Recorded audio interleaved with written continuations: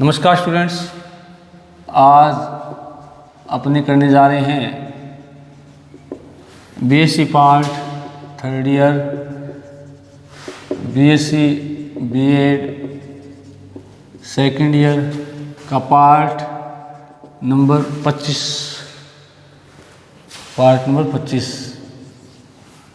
अपनी जो बुक है जूलॉजी में वो चल रही है एंडोक्राइनोलॉजी।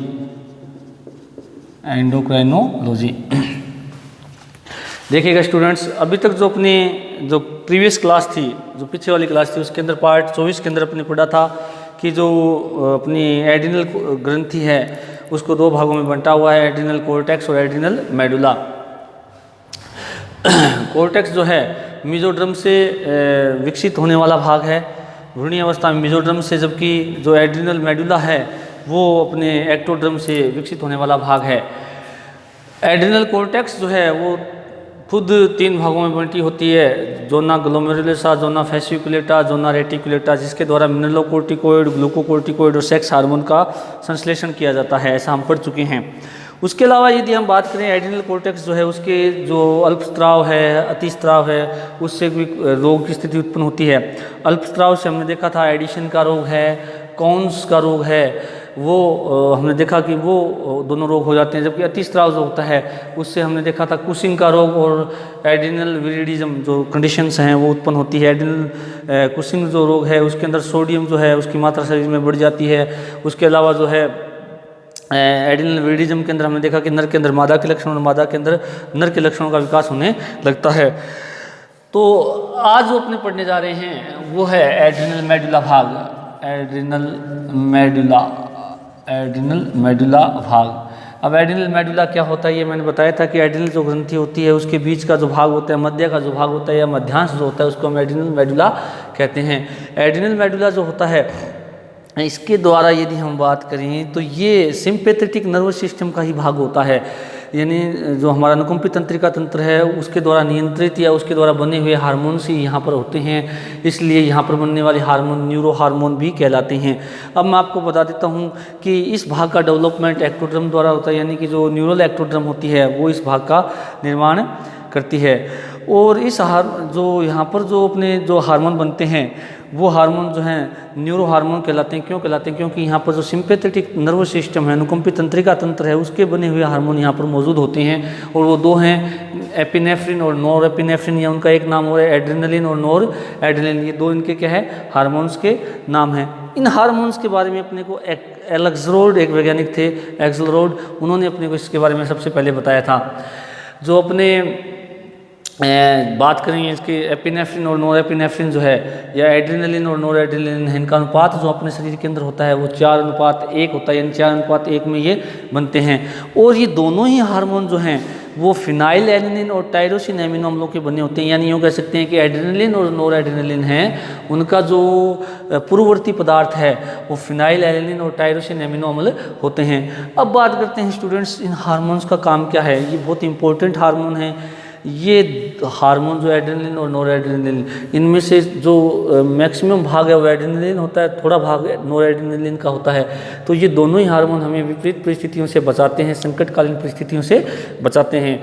विपरीत परिस्थितियों में हमें तैयार करते हैं कि उस समय हमें क्या फैसला लेना है। तो उस समय हमारे अंदर जो ऊर्जा निर्माण है, कार्डियक आउटपुट है, उसमें वृद्धि हो जाती है, ब्लड सर्कुलेशन तीव्र हो जाता है, ब्लड प्रेशर में वृद्धि हो जाती है, पेशियों में, मस्तिष्क में जो है ब्लड का सर्कुलेशन अधिक हो जाता है। और कहने का मतलब ये है कि ऊर्जा निर्माण जैसी जो गतियाँ हैं वो बढ़ जाती है, रक्त का प्रवाह है वो शरीर में बढ़ जाता है इन हार्मोन के कारण।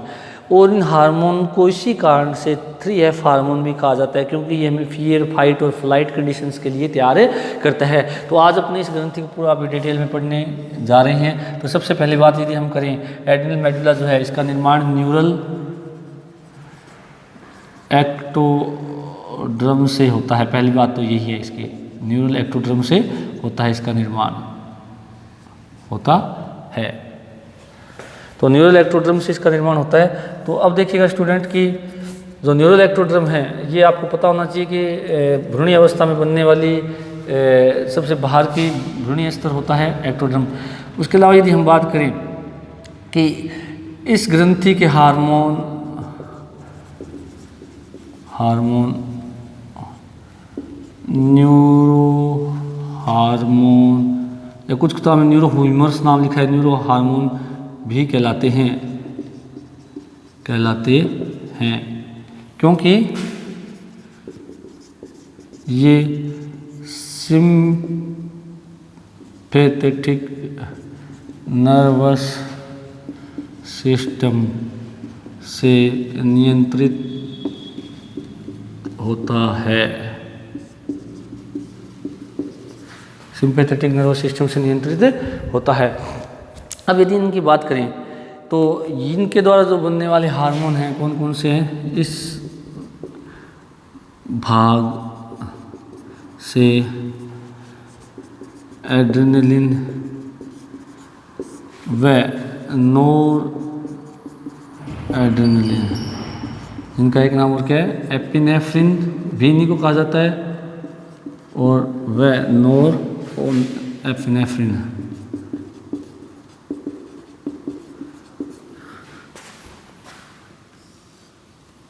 हार्मोन बनते हैं। एपिनेफ्रिन, नोरेपिनेफ्रिन या एड्रेनलिन और नोर एड्रेनलिन कहा जाता है। अब यदि हम बात करें कि ये जो दोनों हार्मोन्स हैं इनको संयुक्त रूप से कैटेकोलामाइन्स भी कहते हैं। इन दोनों हार्मोन को संयुक्त रूप से कैटेकोलामाइन्स भी कहते हैं।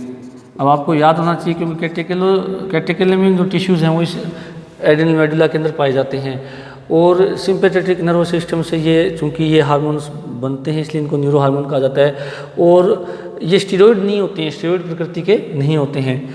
अब यदि बात करें कि इन हार्मोन्स के बारे में जो सबसे पहले हमें आणविक संरचना के बारे में बताया था वो थे एक्सलोर्ड ने इन हार्मोन की आणविक संरचना के बारे में हमें बताया, आणविक संरचना के बारे में हमें बताया। अब यदि हम इनकी आणविक संरचना की बात करें तो वो आणविक संरचना भी है, उसके हम थोड़ा सा जिक्र कर लेते हैं।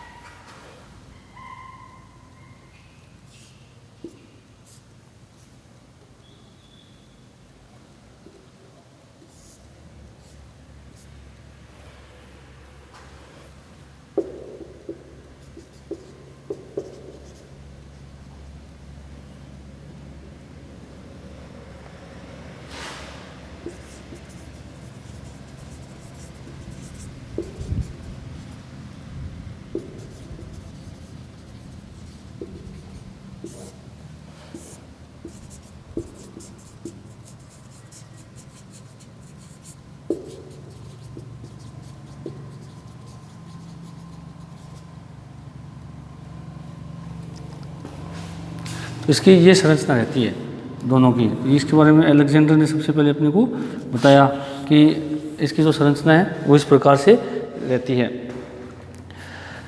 अब यदि हम बात करें तो इन दोनों संरचनाओं के बारे में अपने किसने बताया था, अलेक्जेंडर ने बताया था। एड्रेनलिन और नोर एड्रेनलिन की जो आणविक संरचना है। उसके बाद में यदि बात करें दोनों हार्मोन्स एड्रेनलिन व नोर एड्रेनलिन का अनुपात 4:1 होता है। कितना होता है? 4:1 होता है। ये जो दोनों हार्मोन्स हैं ये हमें जो है यूँ कह सकते हैं कि इन दोनों हार्मोन्स का जो पूर्ववर्ती पदार्थ है एड्रेनलिन व नोर एड्रेनलिन का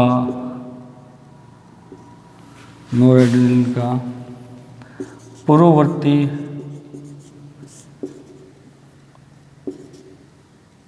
पदार्थ फिनाइल एलेनिन व टायरोसिन एमिनो है। टायरोसिन एमिनो है। ये इन दोनों का क्या है? पूर्ववर्ती पदार्थ है। यानी कि एड्रेनलिन और नोरेड्रेनलिन का निर्माण फिनाइल एलेनिन और टायरोसिन एमिनो अम्लों के द्वारा होता है। अब यदि हम बात करें इन दोनों के द्वारा जो हार्मोन्स हैं ये हमें तनाव और आपात स्थितियों में तैयार रखते हैं। ये हार्मोन्स हमें तनाव व आपात स्थितियों में तैयार रखते हैं। इसलिए इन्हें जीवन रक्षक हार्मोन भी कहा जाता है। जीवन रक्षक हार्मोन भी कहा जाता है। किसको? एड्रेनलिन और नोरेड्रेनलिन को। क्योंकि हमें जो है ये कह सकते हैं कि तनाव का मतलब ये होता है कि जब हम कोई कठोर शारीरिक परिश्रम कर रहे हैं या कोई तनाव की स्थिति में हैं तो उस कंडीशन में हमें क्या फ़ैसला लेना है या उस कंडीशन में हमें क्या करना है, क्या एक्टिविटी करनी है, बॉडी को किस हिसाब से एडजस्ट करना है, तो वो सब हमें इन परिस्थितियों के लिए हमें तैयार करने का काम कौन करता है? एड्रेनलिन और नोर एड्रेनलिन हार्मोन करते हैं। तो इसलिए अब चूंकि देखो तनाव की कोई भी परिस्थिति है उसमें हमें तनाव और आपात परिस्थिति में हमें क्या करते हैं? तैयार करते हैं। यानी उसके प्रति हम क्या रिएक्ट करना है, तो वो हार्मोन्स कौन से जिम्मेदार हैं? एड्रेनलिन और नोरेड्रेनलिन। इसलिए इन्हें क्या कहा गया? जीवन रक्षक हार्मोन। यानी जीवन की क्या करते हैं? सुरक्षा करने में भी सहायक हैं। अब देखिएगा स्टूडेंट, जो ये दोनों हार्मोन्स हैं इनके लिए एक शब्द यूज होता है, इन्हें 3F हार्मोन भी कहा जाता है। क्यों? क्योंकि 3F का मतलब क्या हो गया? फियर, फाइट व फ्लाइट की कंडीशन के कारण इनको क्या कहा जाता है? 3F hormone. सिर्फ याद रखिएगा कि एड्रिनल मेडुला के एड्रेनलिन और नोरेड्रेनलिन के लिए 3F हार्मोन यूज होता है। कारण क्योंकि जब भी हम कोई भी आपात परिस्थिति में होते हैं तो हमें फियर यानी भय का अनुभव होता है। अब भय का अनुभव होता है तो या तो हम उस खतरे से या उस आपात स्थिति से हम क्या करें? फाइट करेंगे, लड़ेंगे, या हम देखेंगे कि भी हम लड़ने की कंडीशन में नहीं है तो हम जोर लगाकर उस आपात परिस्थिति से या उस खतरे से दूर भागेंगे, तो वो भागना। तो इन तीनों ही कंडीशन में यानी भय उत्पन्न होता है, आपको पता ही है। तो उस समय वो भय उत्पन्न कौन करता है? एड्रेनलिन। और उस खतरे से या उस आपात परिस्थिति या तो लड़ेंगे या हम उससे दूर भागेंगे। तो दूर भागने के लिए या हम लड़ने के लिए जो कंडीशंस उत्पन्न करता है वो कौन सा हार्मोन करता है? एड्रेनलिन। हालांकि मैं आपको बताता हूँ एड्रेनलिन कोई अकेला काम नहीं करता है। एड्रेनलिन मिनरलोकोर्टिकोइड के साथ मिलकर के काम करता है। क्योंकि मान लीजिएगा कि ऐसी आपात परिस्थिति होगी कि जहाँ पर मान लीजिए कि जैसे किसी के साथ हमारी लड़ाई हो जाती है तो हम लड़ते हैं तो उस समय हमें ऊर्जा ज़्यादा चाहिए, हमें ऑक्सीजन कंजप्शन ज़्यादा चाहिए, हमें ब्लड का सर्कुलेशन ज़्यादा चाहिए।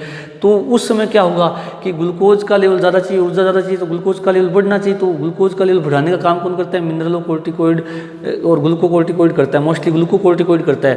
और उस समय हमारा ब्लड प्रेशर बढ़ जाता है, कार्डियक आउटपुट बढ़ जाता है, श्वसन दर बढ़ जाती है। तो उन सब घटनाओं के लिए कौन जिम्मेदार है? हमारा एड्रेनल मेडुला के एड्रेनलिन और नोर एड्रेनलिन। तो इसका मतलब ये हुआ कि बाकी 3 हार्मोन जो है वो किसके लिए यूज़ होता है, हमारे एड्रेनलिन और नॉर एड्रेनलिन के लिए, याद रखना। और 3F का मतलब क्या है, हमें फियर भय उत्पन्न करता है, हम फाइट कर सकते हैं उस कंडीशन में, आपात परिस्थिति में या विपरीत परिस्थिति में, या हमें क्या कर सकता है, फ्लाइट करनी पड़ सकती है।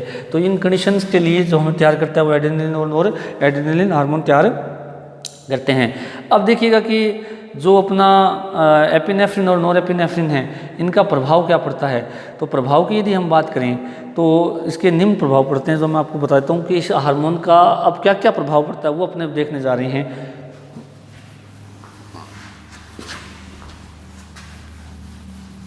या हार्मोन्स के कार्य कह सकते हैं, बॉडी में क्या क्या कार्य है जब हम किसी भय या आपात की परिस्थिति में होते हैं। तो इसका हम देखें,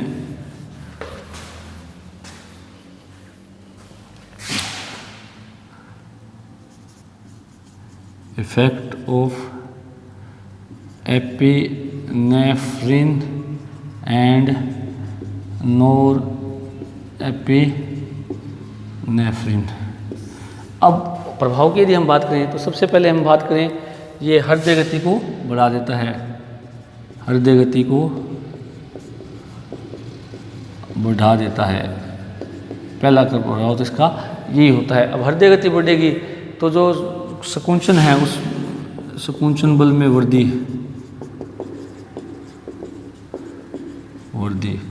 संकुचन बल में मतलब ये है कि जो पेशियों का संकुचन है वो क्या हो जाता है, इस दौरान बढ़ जाता है, चाहे वो हमारी अनैच्छिक पेशियाँ हो चाहे हमारी ऐच्छिक पेशियाँ। उसके अलावा कार्डियक आउटपुट में वृद्धि,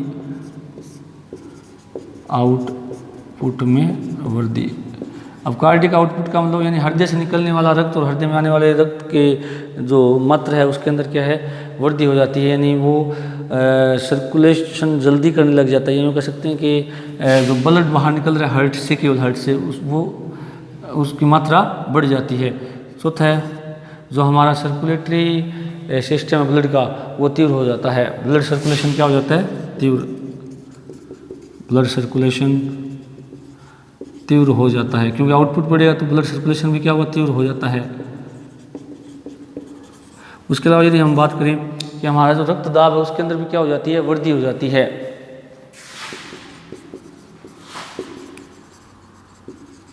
में वृद्धि, क्योंकि ये दोनों घटनाएं हो रही हैं तो ये बीपी तो तेज अपना होगा ही होगा, कार्डियक आउटपुट और कार्डियक ब्लड सर्कुलेशन तीव्र होंगे, दोनों में वृद्धि या तीव्रता आएगी तो ब्लड प्रेशर में भी क्या हो जाती है, वृद्धि हो जाती है। उसके अलावा पेशियाँ, क्योंकि अब उस समय क्या होता है कि जब हम संकटकालीन परिस्थिति में होते हैं तो उस समय हमारा ब्रेन और पेशियाँ जो है ज़्यादा सक्रिय रहते हैं, और खासकर पेशियाँ ज़्यादा रहती है, तो वहाँ पर ब्लड का सर्कुलेशन क्या होना चाहिए, ज़्यादा। क्यों? क्योंकि उसको ज़्यादा ऑक्सीजन और ज़्यादा जो है ग्लूकोज वो ज़्यादा चाहिए, तो इसलिए ब्लड जो पेशियों में जो रक्त का प्रवाह वो बढ़ जाता है।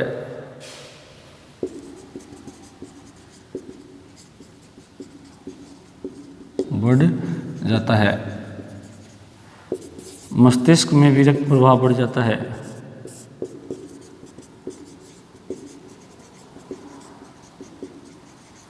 थोड़ी वृद्धि हो जाती है, जितना हालांकि पेशियों में ज़्यादा होता है, मस्तिष्क में वृद्धि होती है, परंतु उसकी तुलना में थोड़ी होती है, वृद्धि होती है। उसके अलावा यदि हम बात करें, नेक्स्ट जो अपना पॉइंट है कि जो है रक्त स्कंदन के समय में क्या हो जाती है, कमी हो जाती है।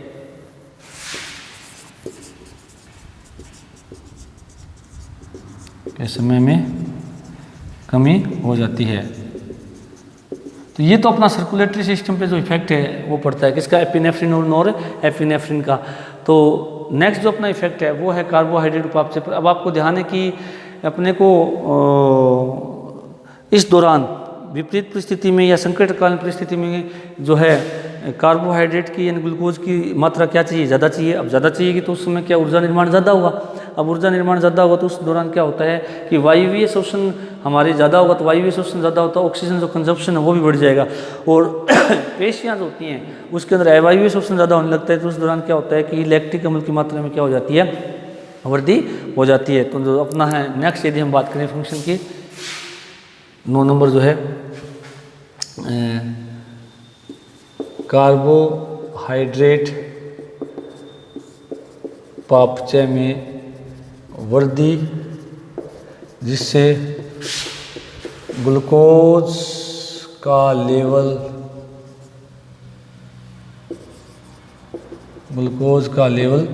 बढ़ जाता है। नेक्स्ट, ऑक्सीजन उपभोग भी बढ़ जाता है, उपभोग भी बढ़ जाता है। अब चूँकि पेशियाँ ज़्यादा एक्टिव रहेंगी तो उनमें वायवीय श्वसन के साथ साथ अवायवीय श्वसन भी बढ़ जाता है, जिससे क्या होगा कि लैक्टिक अम्ल जो है वो बनना शुरू हो जाता है। पेशियों में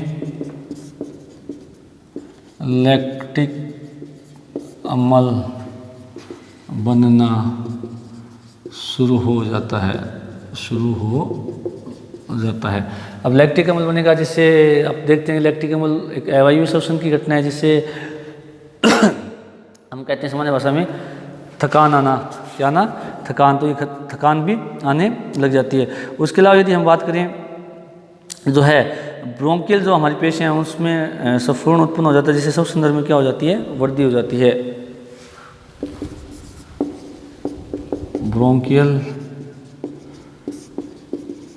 पेशियों में स्फुरण डायलेशन होता है, स्फुरण होता है, जिससे श्वसन दर बढ़ जाती है, श्वसन दर बढ़ जाती है।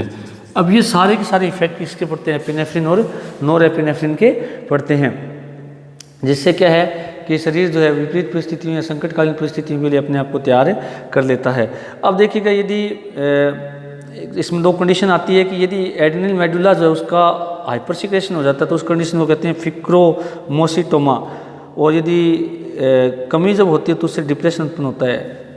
ये थोड़ा सा याद रखना कि एड्रेनल ग्रंथि का हाइपर सिक्रेशन होता है तो उससे फिक्रोमोसिटोमा जो कंडीशन है या रोग है वो उत्पन्न हो जाता है। ये नोट लगा के लिखने वाली बात है। एड्रेनल मेडुला के हाइपर सिक्रेशन से फिक्रोमोसिटोमा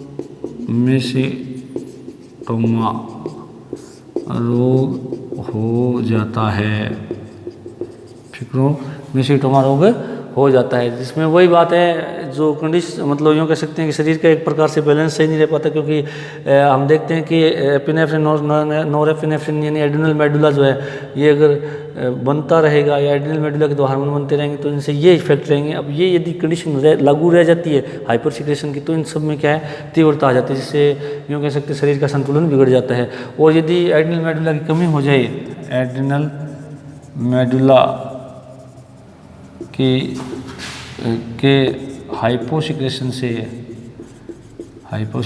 से व्यक्ति डिप्रेशन में चला जाता है, डिप्रेशन में चला जाता है। ये भी इसकी क्या है कि कंडीशन है। हाइपर सिक्रेशन से फिक्रोमोसिटोमा रोग हो जाता है, जबकि कमी से क्या हो जाता है, डिप्रेशन, जिसको हम सामान्य भाषा में क्या कहते हैं, खिन्नता मतलब ये कह सकते हैं कि व्यक्ति जो है सुस्त पड़ा रहता है, क्योंकि यदि कमी आएगी तो हृदय गति दर जो है वो सामान्य से कम हो जाती है, संकुचन बल में कमी हो जाती है, आउटपुट में भी कमी हो जाती है, ब्लड सर्कुलेशन धीमा हो जाता है, ब्लड प्रेशर है वो भी सही नहीं रह पाता।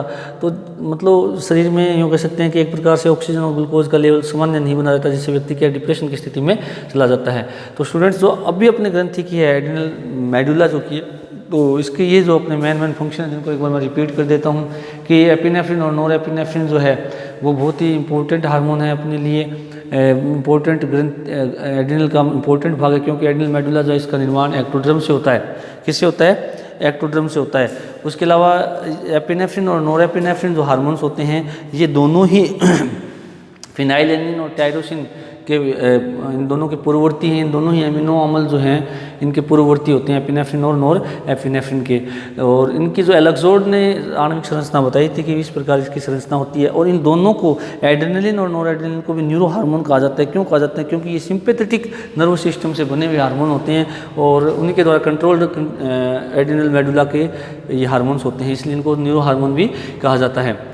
अब जो ये दोनों ही हार्मोन हैं ये हमें विपरीत परिस्थितियों से हमें संकटकालीन परिस्थिति से बचाए रखते हैं, इसलिए इनको जीवन रक्षक हार्मोन भी कहा जाता है, यानी जीवन की सुरक्षा करने वाले हार्मोन हैं। अब यदि हम बात करें कि इनका इफेक्ट क्या रहता है एपिनेफ्रिन और नॉरएपिनेफ्रिन का, तो पहला इफेक्ट क्या है इनका, ये क्या है बॉडी के अंदर यदि हम बात करें हृदय गति को बढ़ा देते हैं, क्योंकि हम बात कर रहे हैं कि ये दोनों ही हार्मोन हमें विपरीत परिस्थितियों संकटकालीन परिस्थितियों से बचाते हैं, तो उस समय हमें हृदय गति भी बढ़ जाती है, संकुचन बल में भी वृद्धि हो जाती है, कार्डियक आउटपुट में भी वृद्धि होती है, ब्लड सर्कुलेशन भी तीव्र हो जाता है, ब्लड प्रेशर में भी वृद्धि हो जाती है। क्यों? उसका रीज़न ये है कि हमें संकटकालीन परिस्थितियों के अंदर हमें ज़्यादा से ज़्यादा ग्लूकोज चाहिए, ज़्यादा से ज़्यादा ऑक्सीजन चाहिए, तो वो सारी कंडीशन यदि हमें चाहिए तो उसके लिए सर्कुलेटरी सिस्टम का ज़्यादा सक्रिय होना आवश्यक है, इसलिए ये सारी घटनाएं हमें दिखाई देती है। उसके अलावा पेशियों में रक्त का प्रभाव बढ़ जाता है, क्योंकि विपरीत परिस्थितियों में संकटकालीन परिस्थितियों में या जैसे हम हार्ड वर्क करें तो उस समय हमारी पेशियाँ ज़्यादा सक्रिय होती है, इसलिए उधर रक्त का प्रभाव बढ़ जाता है ताकि ज़्यादा से ज़्यादा ऑक्सीजन और उनको ग्लूकोज मिल सके। उसके अलावा मस्तिष्क में भी रक्त का प्रभाव में क्या हो जाता है, थोड़ी सी वृद्धि हो जाती है, और रक्त स्कंदन के समय में क्या आ जाती है, कमी। उसके अलावा मैंने बताया था कि ये ऑक्सीजन उपभोग है, ये आपका ग्लूकोज का लेवल है, ये भी क्या है बढ़ जाते हैं, और पेशियों में अवायवीय श्वसन शुरू हो जाता है, जैसे लैक्टिक अम्ल बनना शुरू हो जाता है, जैसे थकावट कहते हैं।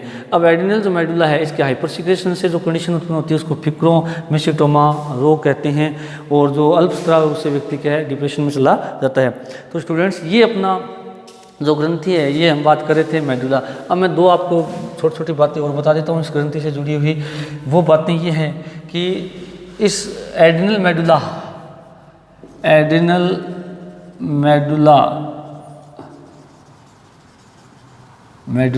के हार्मोन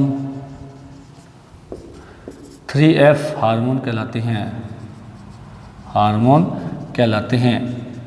क्यों कहलाते हैं बता दिया, क्योंकि ये फियर, फाइट एंड फ्लाइट के लिए हमें तैयार करते हैं विपरीत परिस्थितियों में। अब ध्यान से सुनिएगा, एड्रिनल ग्लैंड को 4S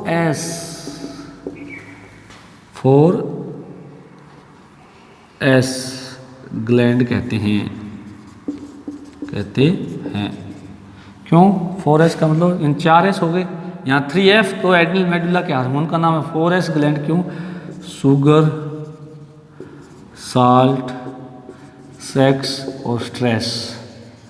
4S का मतलब, एक S का मतलब शुगर, दूसरे S का मतलब साल्ट, तीसरे S का मतलब सेक्स, और चौथे S का मतलब स्ट्रेस।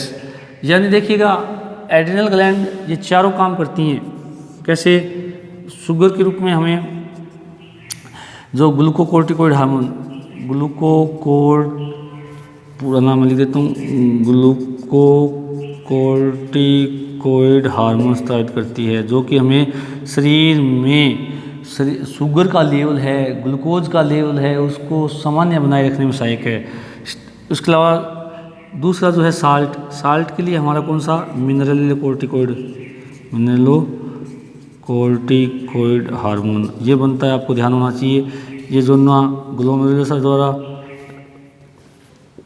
जोना फेसिकुलेटर द्वारा, जोना ग्लोमेरुलस द्वारा, तो ये मिनरलोकोर्टिकोइड मिनरल्स यानी साल्ट का संतुलन बनाए रहता है। सेक्स जो अपने याद है कौन से हार्मोन, सेक्स हार्मोन बनते हैं, टेस्टोस्टेरोन, एस्ट्रोजन और प्रोजेस्टेरोन, जो कि जोना रेटिकुलेटा द्वारा बनते हैं, आपको ध्यान होना चाहिए। ये तीनों ही एड्रिनल कॉर्टेक्स द्वारा बनते हैं, याद होगा आपको। और स्ट्रेस यानी तनाव की परिस्थिति या संकटकालीन परिस्थिति या विपरीत परिस्थिति या कठिन परिश्रम करते समय, तो स्ट्रेस के लिए कौन से हार्मोन जिम्मेदार है, एपिनेफ्रिन एंड नॉरएपिनेफ्रिन हार्मोन।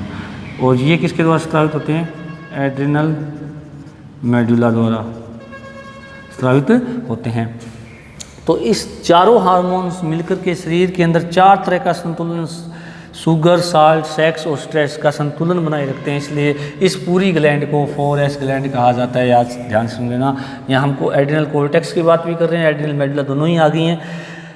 दूसरी कंडीशन याद रखना कि ये जो पहले ग्लूकोकोर्टिकोइड, मिनरलोकोर्टिकोइड और सेक्स हार्मोन, ये तीनों ही स्टेरॉइड हार्मोन हैं, क्योंकि इनके अंदर स्टेरॉइड केमिकल पाया जाता है, वसा विलेय होते हैं, और एपिनेफ्रिन और नॉरएपिनेफ्रिन न्यूरो हार्मोन से होते हैं।